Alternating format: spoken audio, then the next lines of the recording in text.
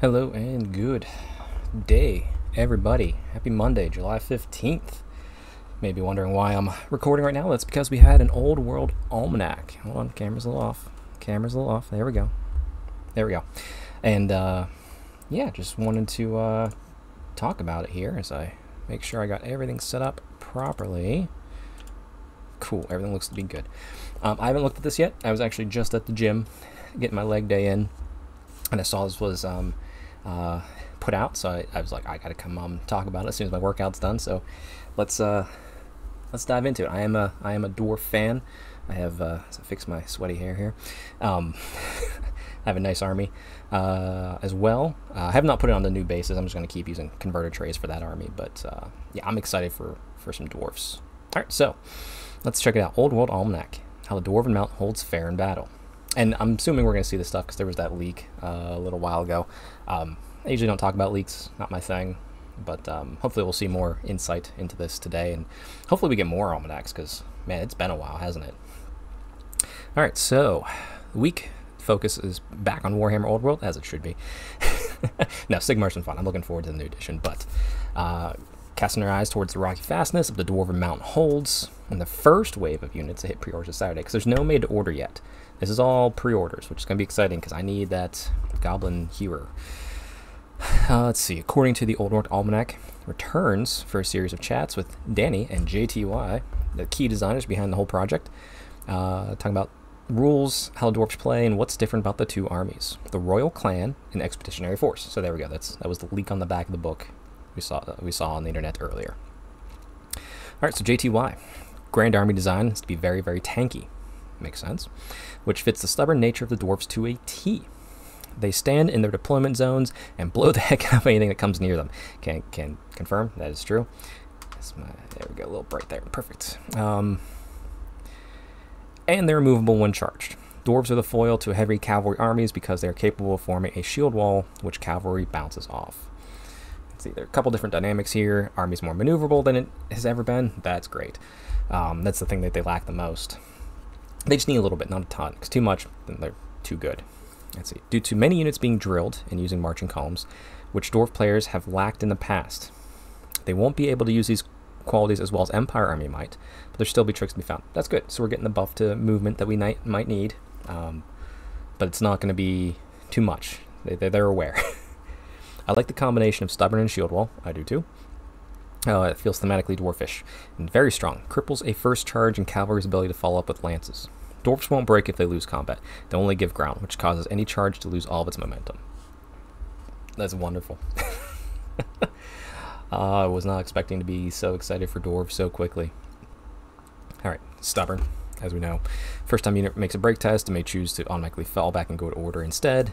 Blah, blah, blah. I think that's core rules, you know that. Shield wall. Once per game during a turn in which it was charged, unit with a special right in close order formation is equipped. This may give ground rather than fall back. So there we go. Super tanky.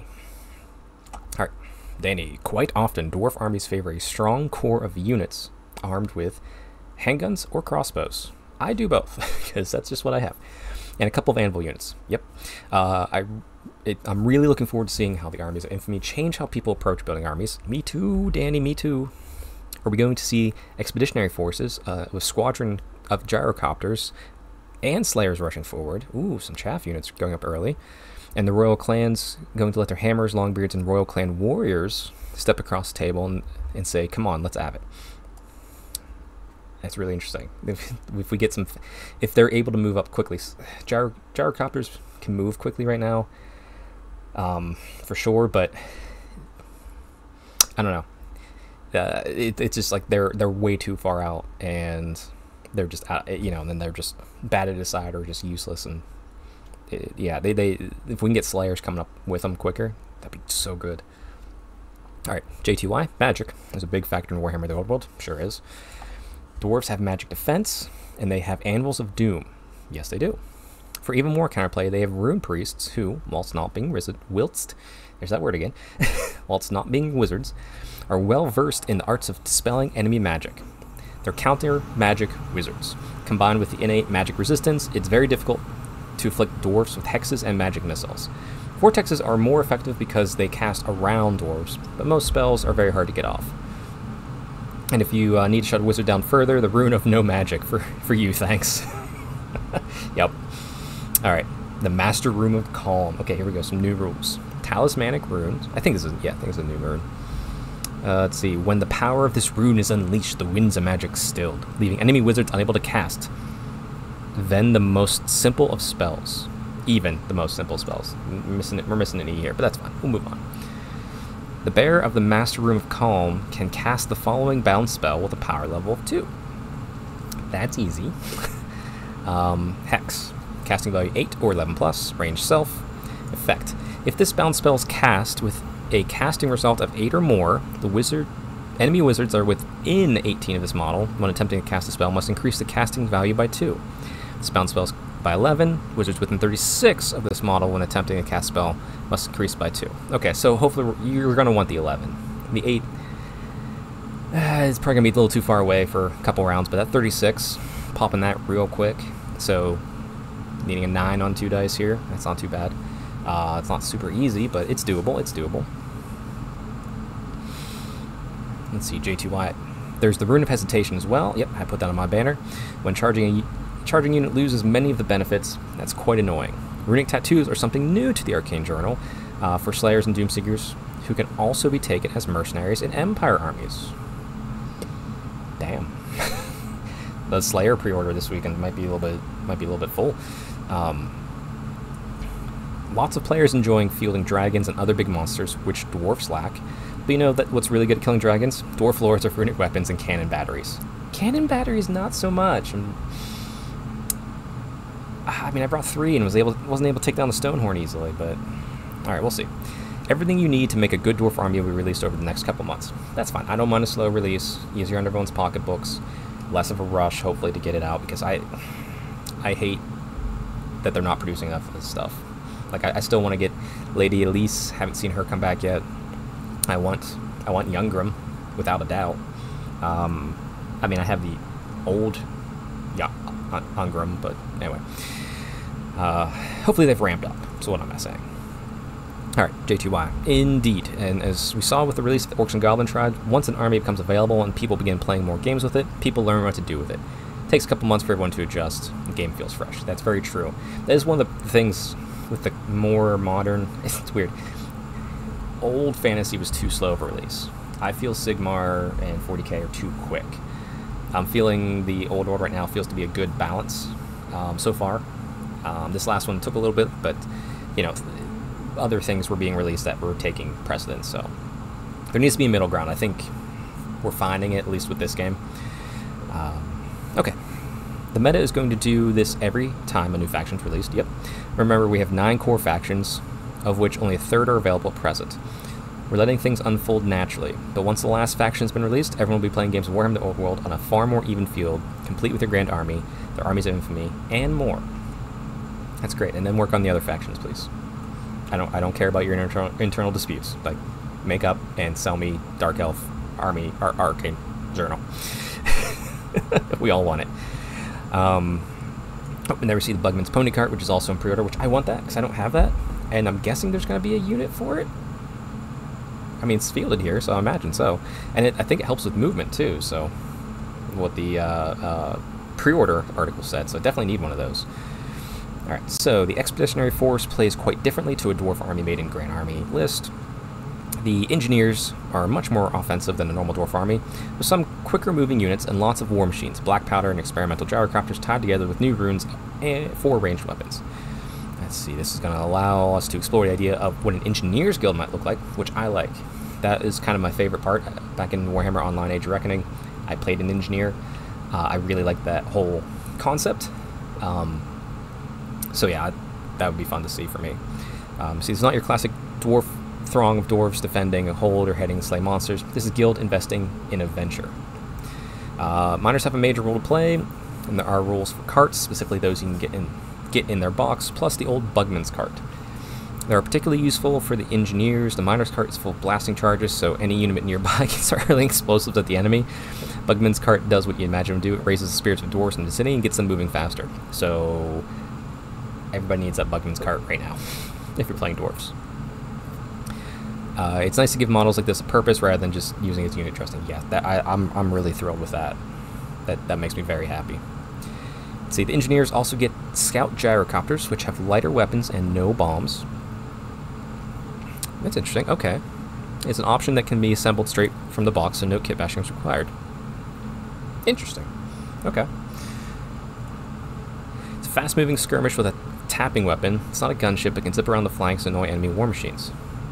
So I guess it just don't put the bombs on the gyro, maybe? Oh. Still, it's a fun way. They're playing with the kits, which is exciting and new. See, the Army of Infamy is the Royal Clan.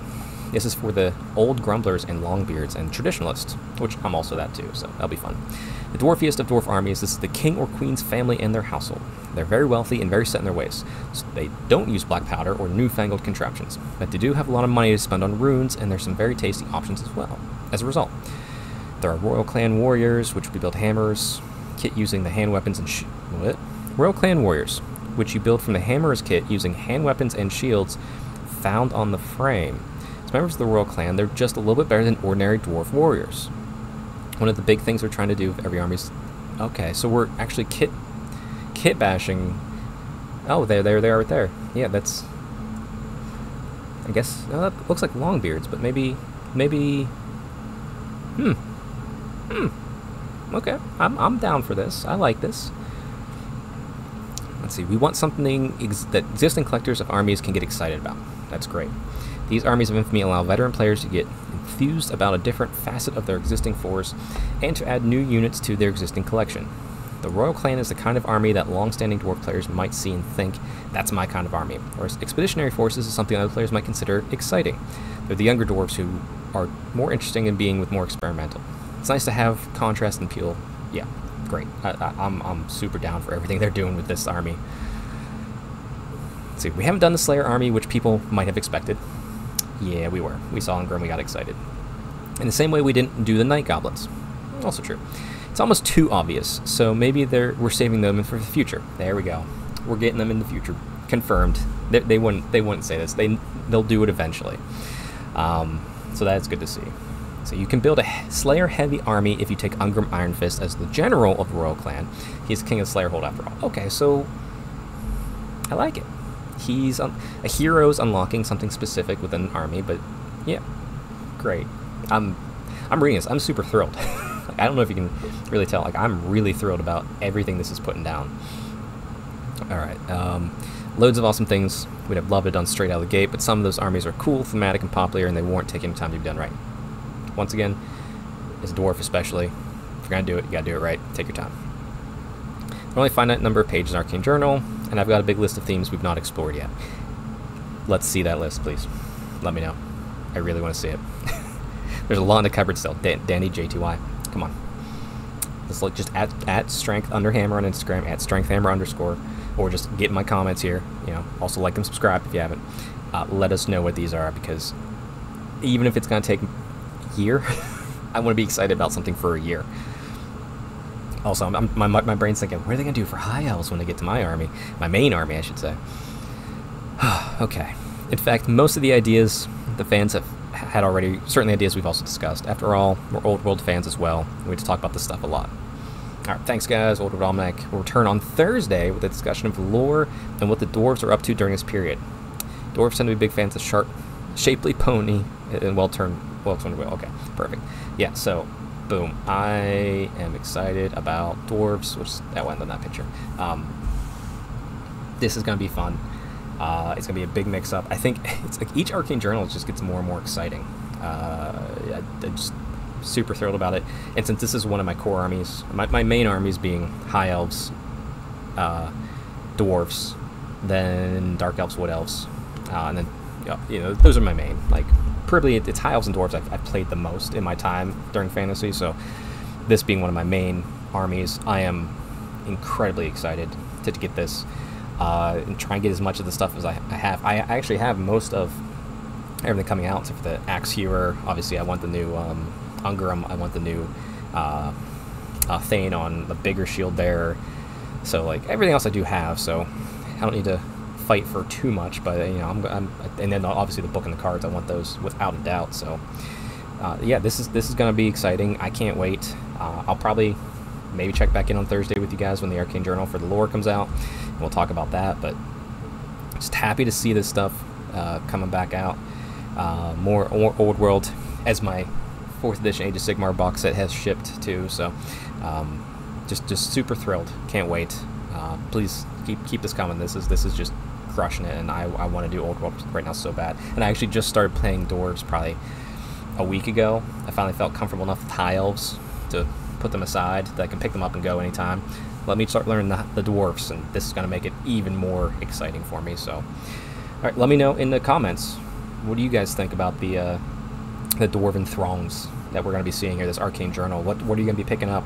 What do you already have? Like, let me know what your collection is. Like, that's cool stuff. But yeah, until the next one, which, like I said, might be the lore or the podcast coming up here end of the week. So, till then, have fun, stay Stormcast strong, everybody, and happy hobbying in the old world.